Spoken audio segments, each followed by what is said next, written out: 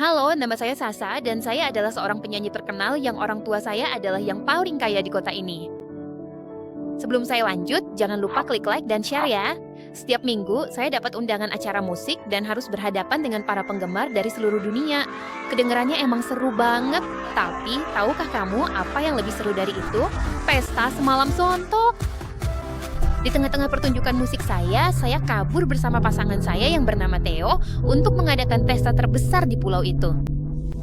Tapi saat dia menghentikan mobil di tempat parkir hacker, perasaan antusias saya berubah menjadi ketakutan.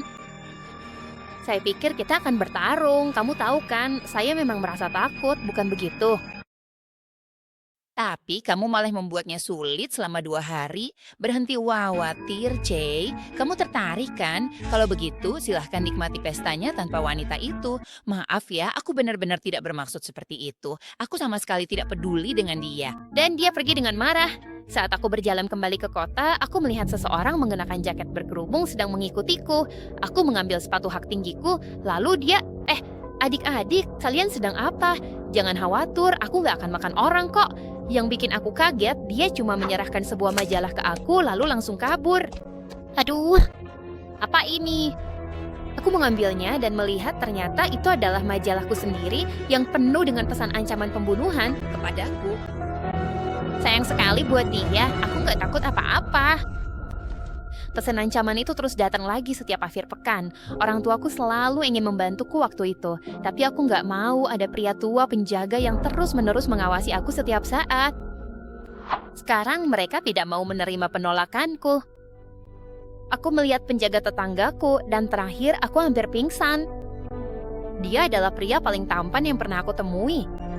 Ibuku udah pernah melihatnya, katanya dia kelihatan lebih tua. Aku cuma beberapa tahun aja. Hai pria tampan, kamu yakin kamu benar-benar penjaga tetangga, bukan pacar baruku kan? Yang bikin aku kaget, dia bahkan gak makan sama sekali.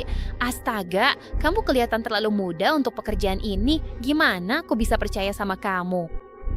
Tiba-tiba, kalau salah satu tetangga langsung melompat ke arahku dan dia menangkapnya dengan satu tangan aja. Percayalah padaku, aku benar-benar melakukan pekerjaanku dengan sangat baik. Kamu bisa cek rekorku sendiri. Percaya deh, kamu punya semua yang kamu butuhkan, apapun itu. Terus, dia membukakan pintu mobil untukku dan waktu aku masuk, bahuku nggak sengaja menyentuh dadanya. Dan rasanya, dia malah makin keras dari sebelumnya. Sampai di sekolah, kelihatannya mereka nggak senang sama sekali melihat aku bareng penjaga muda itu. Dia lalu menarikku ke samping dan berkata, "Dengar ya, aku suka Mourinho, tapi jangan lakukan hal seperti ini ke adikmu. Kalian itu saudara, harus saling mendukung. Memang kamu pikir aku benar-benar kakakmu. Sebenarnya aku cuma penjagamu saja. Aku tetap melihatmu dari apa yang sudah kamu lakukan. Dan sekarang kamu malah curiga aku mau menghentikanmu lagi. Tidak, aku nggak ikut campur, nggak ada masalah apa-apa kok." Dia berusaha mendorongnya pergi, tapi dia tidak menyerang balik dan hanya menahannya di tanah. Apa yang sebenarnya kamu lakukan? Kalau aku pergi, kamu juga langsung berhenti. Tapi baru aja melepasin tangan dari pengantin wanita setelah 1 menit. Seperti yang diduga, Rial mulai mabuk, jadi aku langsung menahannya sebelum dia sempat memukul. Udah cukup, Kayoput hanya melakukan pekerjaannya aja. Selain itu, ada juga kakak yang dulu pernah bilang bahwa sebuah papan kecil tiba-tiba jatuh di bahunya, lalu dia langsung berteriak, "Lindungi aku juga!" Aku yang menyeberang jalan bersama, bahkan nggak ada satupun perempuan di sekitarnya, bahkan sampai bingung sendiri. Dia terlihat seperti contoh model seorang pelindung. Dia bisa aja menjadi ayah dari anakku. Dia jauh lebih menarik. Aku sangat ingin menggandeng tangannya sekali aja. Para perempuan ini menatap dengan penuh kekaguman, tapi mereka emang benar. Saat aku sampai di kelas, sahabat perempuanku, Ted, datang mendekatiku dengan kopi favoritku yang diambil oleh Hank, pacarku. Kami nggak langsung ngambilnya, tapi mulai mencium aromanya dulu. Setelah itu, dia minum sedikit, lalu menunggu beberapa detik sebelum berkata, "Enak." Dia mengembalikannya pada aku sambil menatapku dengan tatapan tidak senang. "Maaf, tapi kamu pikir aku akan memberikan pacar terbaikku begitu aja?" Aku cuma melakukan pekerjaanku aja, lalu tiba-tiba aku pergi ke pojok dan begitulah kamu mengorbankan privasimu seperti ini. Aku melihat dia sangat menarik, tapi ada sesuatu tentang dia yang menunjukkan itu adalah pertanda buruk. Bahkan suaranya juga terasa aneh. Kamu harus segera menjauhi dia secepat mungkin. Silahkan lihat saja, itu hanya hari pertamanya. Tunggu dan lihat saja. Tapi aku merasa tidak aman dan privasiku terancam. Kita nggak perlu mengawasi aku setiap detik kan? Dia diam-diam masuk dari belakangku saat guru mengajar, bahkan sampai ke dalam kamar pun begitu. Rasanya benar-benar aneh sekali. Di rumah, dia cuma berdiri di luar kamar aku, dan aku nggak pernah lihat dia tidur nyenyak sama sekali. Dan yang lebih parah lagi, wajahnya selalu dingin seperti es, yang bikin aku merinding.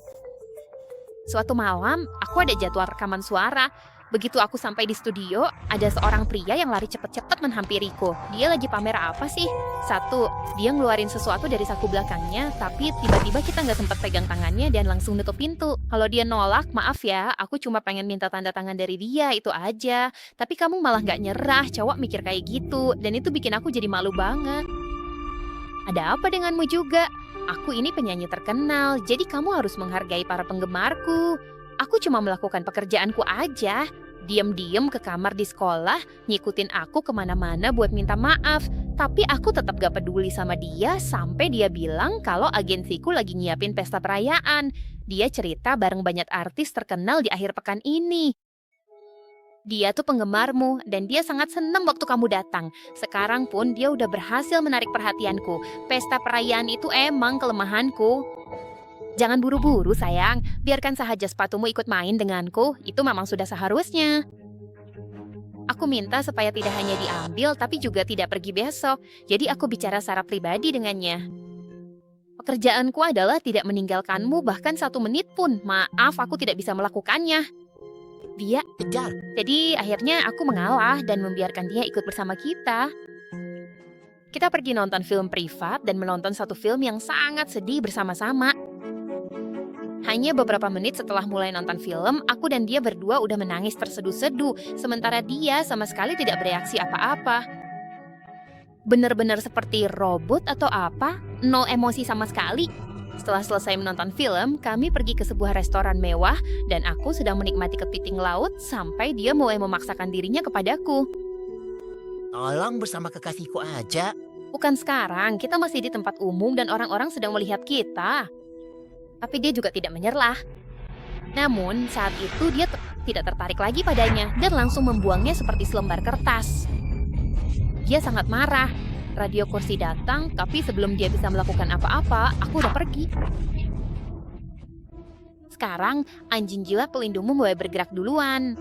Arena pertandingan udah melekat pada hidupmu, lalu kamu pulang ke rumah dan masuk ke kamar. Kamu pulang ke rumah, aku langsung memanggil taksi untuknya, dan saat dia udah pergi, aku pun berbalik menghadap ke arah yang belum pernah dipenuhi amarah seperti itu. Aku tahu dia pura-pura gila, tapi aku bisa mengurus hidupku sendiri. Kamu tidak perlu ikut campur di setiap detik kegilaan itu. Kamu juga tidak menghormati pendapat pribadiku. Tugasmu adalah melindungiku agar tetap aman, bukan ikut campur dalam urusan pribadiku. Tolong pahami batasanmu. Maaf, itu tidak akan terjadi lagi. Tentu aja, aku tidak keberatan menerima kritik yang pantas. Tapi kalau terus-menerus dikomentari sebelumnya, itu benar-benar membuatku jengkel. Beberapa hari kemudian, saat konser, aku sedang menyanyikan lagu terbaruku dan semua orang ikut bernyanyi bersamaku. Rasanya luar biasa. Beberapa orang bahkan naik ke atas panggung untuk bergabung denganku. Ternyata mereka tidak menyelinap masuk, lalu mereka keluar dari panggung. Begitulah ceritanya. Setelah itu, dia mendatangi saya ketika saya keluar dari panggung, tepat saat saya hampir selesai menunjukkan kemampuan saya. Saya benar-benar udah nggak tahan lagi.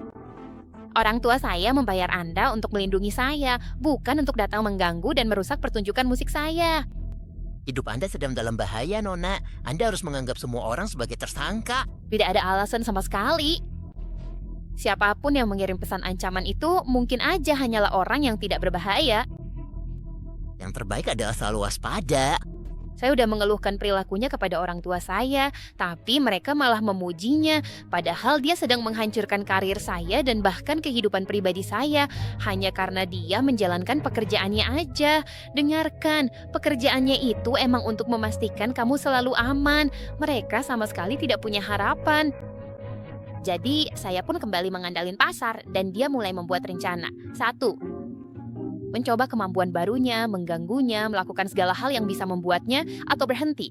Kamu juga bisa melakukan hal-hal seperti itu, cantik. Seperti ini juga bisa. Tapi aku mencintai. Suara tante itu memang yang terbaik, jelas sekali. Dan aku sampai terjaga jam 4 pagi hanya untuk mengganggu. Bukan sebelum dia tidur. Tapi yang mengejutkan, dia ternyata sudah bangun duluan. Aku cuma mau kamu ambil kopi saja, sayang. Aku paling suka kalau kamu yang kasih ke aku. Itu bukan bagian dari pekerjaan aku, tapi tetap aku lakuin. Kalau tidak begitu, aku akan bikin pekerjaanmu jadi makin sulit. Paham kan? Jam berapa sih ini? 6 sendok susu cair, seperempat, sebelumnya 1,15. Masukkan ke dalam wadah sedang dan aduk rata. Setelah itu, tuang ke dalam gelas, lalu polisi datang dengan 3 sedotan berwarna pink. Paham kan? Aku cuma mau bercanda sama dia, tapi anehnya dia langsung pergi begitu saja. Pemiliknya sendiri. Dia membawanya kembali sesuai pesanan saya, benar-benar. Gimana lagi? Ada hal lain? Untuk saat ini cukup itu aja. Hari ini aku pergi ke mall dan benar-benar belanja banyak barang, lalu aku suruh dia bawa semua tas belanjaanku supaya dia capek. Dia tuh seperti mesin aja, benar-benar. Aku pergi ke toko pakaian dan ketika aku keluar, semua pakaiannya cantik. Aku terus bertanya pada teman-temanku tentang hal itu, tapi mereka tidak memperhatikan. Halo? Jika kamu tidak mau mempelajari sesuatu untukku, bukan tugas saya untuk mengurusi pakaian Anda, Bu.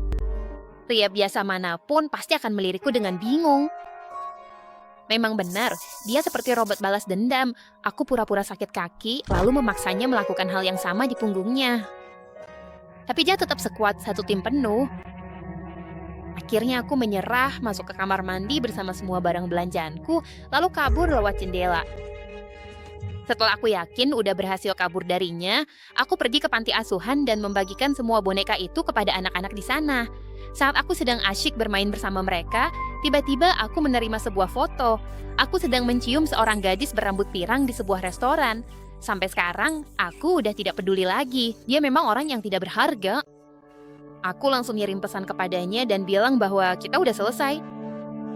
Bener-bener pasangan terburuk yang pernah ada. Udah saatnya aku mulai sekarang juga. Jadi aku langsung blokir dia, masalah pun selesai. Setelah itu, aku pergi ke salah satu klub di kota buat merayakan perpisahanku. Dan saat aku lagi asyik belajar menikmati suasana, aku benar-benar kaget waktu melihat seseorang sedang memperhatikanku dari kejauhan. Ternyata dia memang mengikutiku. Seorang pria yang sangat manis mencoba mendekatiku, dan tiba-tiba saja sebelum sempat terjadi apa-apa, dia datang dan berkata, "Dengar ya, teman-temanku sudah benar-benar muak dengan ini. Kalau kamu terus bikin semua pria lain takut dan kabur, kamu harus bersama aku saja. Aku tidak mencampur adukan urusan pekerjaan dengan kesenangan." Bersama aku, Remak hanya duduk diam di pojok sementara aku mencari seseorang. Sebelum aku bisa menyingkirkan pria di sampingku, dia udah langsung menggenggam tanganku. Pada saat itu juga, musik berubah menjadi lagu cinta yang pelan, dan dia menarikku mendekat dengan tangannya di pinggangku. Itu tidak terlalu buruk kan? Saat kamu berkata seperti itu, aku menghormati. Kamu juga boleh memanggil namaku langsung, kamu bilang begitu. Dia tampak mabuk di wajah dan hatinya. Aku udah melewati satu babak, kita bersama dengan lambat. Sementara dia menatap mataku dalam-dalam, dan seketika itu juga, dia benar-benar menjadi diriku. Lalu dia menarik diri dariku seperti mendapatkan kejutan listrik. Kita harus pulang dulu karena ini masih awal malam demi alasan keamanan. Sampai di rumah, aku melihat kotak di kasur, lalu aku buka pintu sedikit dan dia langsung lari keliling kamar. Sebelumnya, aku melihat catatan kecil di dalamnya dan itu sungguh menakutiku. Seseorang telah membobol kamar orang ini. Ini benar-benar urusan serius. Kita harus lebih berhati-hati lagi. Bu Bud menyarankan agar aku tidak pergi ke sekolah selama beberapa hari ke depan demi keselamatan. Dan aku juga setuju. Suatu malam, manajerku menelpon dan mengingatkanku tentang konser di Paris besok. Itu adalah konser terbesarku sampai saat ini, dan aku harus pergi. Aku pikir kamu sebaiknya tidak tampil di depan umum sampai kita tahu siapa yang mencoba mengganggu. Tapi aku tidak bisa membiarkan seseorang menakut-nakuti aku dan memutuskan apa yang harus kulakukan. Semuanya udah diatur sebelumnya, semua tiket juga udah oke, aku tidak akan membatalkannya.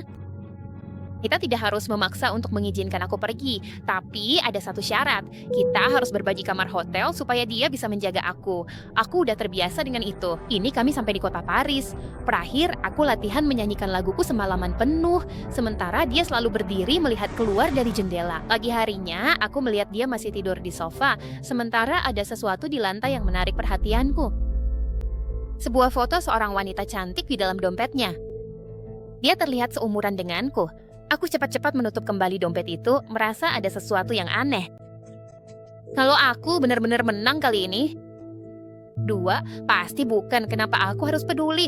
Pasti dia sudah punya pacar sebelum konser dimulai beberapa jam lagi, sementara tim makeup sedang bekerja. Aku tidak, tiba-tiba saja aku keluar lagi. Apakah dia bisa menunda waktu sekarang? Rasanya seperti bencana saat aku sudah bilang kalau aku tidak bisa. Sasa, dengerin aku, tolong. Tiang, tempatmu pergi. Kamu tidak akan bisa. Seperti itu. Aku pikir aku adalah satu-satunya pelangganmu. Kalau melakukan tugasmu, yaitu melindungiku. Dan biarkan aku melakukan tugasku, yaitu membina orang lain. Dan itu benar. Aku suka saat kau menunjukkan padaku bahwa kau adalah seorang wanita. Yogi. Saya mengerti, Bu. Saat membawakan musik itu, saya berusaha untuk tidak memikirin rumor dan ancaman kematian, dan musik itu benar-benar terasa hidup. Di tengah-tengah pertunjukan, aku melihat dia di antara kerumunan orang, dan dia sedang menatapku. Dia terlihat sangat cantik, Nisa. Aku benar-benar harus merelainnya. Pasangan itu udah ada di sana. Saat saya menyanyikan lagu keempat, saya melihat seseorang dengan kepala di tengah kerumunan, dan dia mengangkat sesuatu ke arah saya. 2. Aku sangat takut sampai aku terjatuh. Pada saat itu hanya ada satu orang yang cukup kuat untuk menarikku keluar, dan aku pun keluar dari sana. Aku menengadah dan melihat wajah yang tidak tegang, memintaku untuk tetap di situ dan jangan pergi kemana-mana. Namun beberapa menit kemudian, dia kembali dan memberitahuku bahwa dia telah memberi kesempatan kepada 2 orang itu untuk pergi. Aku masih gemetar karena ketakutan, dan dia memperlakukan aku dengan lembut. Kami pun kembali ke hotel. Dia membaringkanku di tempat tidur dan duduk di kursi di sebelahnya. Aku memejamkan mata dan mencoba tidur, rasa aman saat dia menjaga dan memperhatikanku. Beberapa saat kemudian, aku merasa dia sedang merapikan selimutku dan menyentuh pipiku dengan lembut sebelum pergi. Kenapa dia melakukan itu? Dan kenapa itu membuat hatiku berdebar? Aku tidak tahu. Aku terbangun keesokan paginya, diam-diam mengintip ke dapur, dan melihat dia sedang menunggu sambil memasak sarapan untuk kita. Itu adalah pertama kalinya aku melihat dia tampak seperti orang biasa. Aku merasa malu saat dia menoleh ke arahku. Aku belum mencuci muka, masih terlihat kusut. Ini pertama kalinya aku melihatmu tanpa awan gelap. Ini pertama kalinya aku benar-benar melihatmu. Belajarku sekarang adalah bagian dari pekerjaanmu, atau mungkin juga tidak. Entahlah, aku juga nggak tahu. Gak ada seorang pun yang bisa cuek terhadap kecantikanku. Bahkan Afrika yang berlatih bela diri pun tidak bisa menahan perasaanku. Aku ingin tahu apa yang akan dikatakan putri kamu tentang hal ini. Mungkin aku sedang membicarakan foto seorang perempuan, bener kan? Asal waktu itu emang dia orangnya. Ternyata dia bukan adik kandungnya. Mereka tumbuh besar bersama di panti asuhan. Dia kehilangan adik perempuannya karena dia tidak bisa melindunginya, dan karena itulah dia menjadi pelindungnya, selalu ingin pergi ke Paris dan naik ke atas, tapi tidak bisa. Tiba-tiba, aku merasa berani di sana untuknya. Apa yang terjadi kemarin, aku tidak bisa membiarkanmu pergi kemanapun. Berdasarkan dokumen, aku tahu kamu takut ketinggian. Aku tidak takut saat kamu ada di dekatku. Aku akan baik-baik saja, aku janji. Akhirnya dia juga setuju, tapi lain kali saat kita naik lift, kamu tidak bisa mengubahnya. Mungkin dia menyadari kalau aku sedang ketakutan. Kamu yakin soal ini? Kita bisa kembali lagi kalau mau. Kamu tahu kan, aku bisa melakukannya. Saat kita mencabut bohlam, aku sendiri dan semua bagian tubuhku. Kita udah sampai di puncak, dan sekarang kamu harus lihat keadaannya. Aku nggak tahu apakah aku bisa melakukannya. Kalau kamu mau, aku melihat sekali lagi, lalu kita turun lagi. Tapi aku nggak mau kamu melewatkan hal ini. Aku sudah siap. Apakah kamu percaya padaku? Aku percaya, sungguh. Jadi, kalau aku bilang kamu buka mata, aku masih terus menutup mata saat aku maju ke depan. Tiba-tiba, aku merasa tangannya melingkari pinggangku. Sekarang aku membuka mata dan aku terkejut. Aku berada sangat dekat dengan tepi, Dan seluruh kota yang terang benderang ada di depanku. Dan aku belum pernah merasa seaman ini dalam hidupku. Sebelumnya, apakah kamu pernah mencintai salah satu pelangganmu? Perasaanku langsung hancur saat mendengar jawabannya. Itu tidak pernah terjadi. Aku tidak akan bisa melakukan pekerjaanku dengan baik jika aku terlibat secara emosional. Hanya aku saja yang merasa seperti ini. Dia hanya bersikap ramah kepada pelanggannya. Setelah seminggu, aku harus kembali ke kampus untuk ujian akhir. Aku mencari pesan agar kami bisa belajar bersama di perpustakaan. Tapi aku tidak menemukannya. Aku duduk sendirian dan dia tidak ada di dekatku supaya aku bisa fokus. Beberapa menit kemudian, dia masuk dengan cepat dan berteriak, memuji dengan ada hati-hati karena ketakutanku menang 1 poin di belakang. Aku mulai berlari ke arahnya. Memberitahu sebelum melompat ke depan, lalu ceritaku membuatku keluar dari lokasi bahaya, dan itu jatuh menimpa dia. Dia dirawat di rumah sakit selama 1 minggu, dan meskipun orang tuaku memintaku tetap di rumah demi keselamatan, aku selalu bersikeras untuk mengunjunginya setiap hari. Suatu hari, saat aku sedang menunggu di ruang tunggu, dia datang menemuiku dengan membawa kopi favoritku. Tapi sebelum aku sempat meminumnya, secangkir kopi itu langsung terlepas dari tanganku. Kami berbalik dan melihat seorang polisi berdiri di dekatnya yang telah memasang borgol di tengah-tengah pasar. Apa yang sedang kamu lakukan? Ada apa ini? Apa yang sebenarnya terjadi? Tiba-tiba dia menunjukkan sesuatu yang benar-benar membuatku terkejut, seolah-olah dia adalah seseorang yang pernah bersama-sama denganku dalam sebuah buku. Aku telah mengikuti dan mempelajari tentang dia. Hari itu, aku melihat dia masuk ke perpustakaan lewat pintu belakang, dan aku tahu dia sedang merencanakan sesuatu yang buruk. Aku yakin kopi milikmu juga udah diberi sesuatu. Yang terbaik dariku sedang berusaha membuatku terluka, bukan begitu? Kenapa tiba-tiba matamu berubah jadi mata manusia? Gambar 1. Karena aku benci kamu. Kamu punya segalanya yang pernah aku inginkan. Kecantikan, ketenaran, kekayaan, bahkan hidupmu sendiri tidak pernah kau hargai. Aku sudah bisa menyingkirkanmu sejak lama, kalau saja perlindunganmu tidak membuatku pusing seperti ini. Dia perempuan yang kuat, sementara polisi sudah pergi, dan aku hampir tidak bisa berkata apa-apa. Setelah itu, aku tidak bisa lagi. Aku masuk rumah dengan perasaan tenang. Aku akan merasa lega lagi sebentar lagi. Kamu baik-baik saja. Aku juga baik-baik saja. Tapi aku tidak bisa lagi menjadi pelindungmu, Sasa. Aku tidak bisa terus berjuang melawan perasaanku sendiri terhadapmu. Dan itu tidak benar. Sekarang, apakah kamu akan menjadi istriku lagi? Ada kata-kata yang dia sampaikan padaku. Akhirnya, dia mencoba mendekatiku.